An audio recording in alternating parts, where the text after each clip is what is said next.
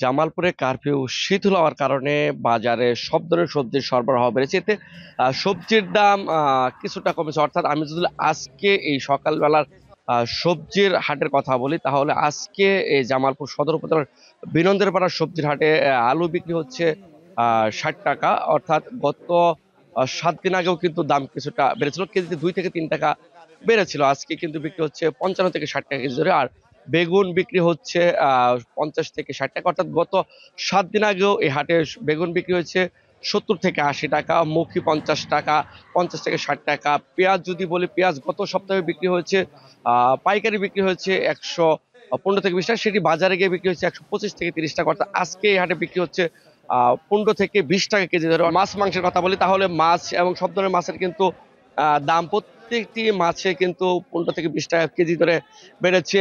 Broiler মুরগি গত এক সপ্তাহ আগেও যেখানে বিক্রি হতো 140 থেকে 45 টাকা, সেই ব্রয়লার মুরগি এখন খুচরা বাজার গিয়ে বিক্রি হচ্ছে 170 থেকে 180 টাকা।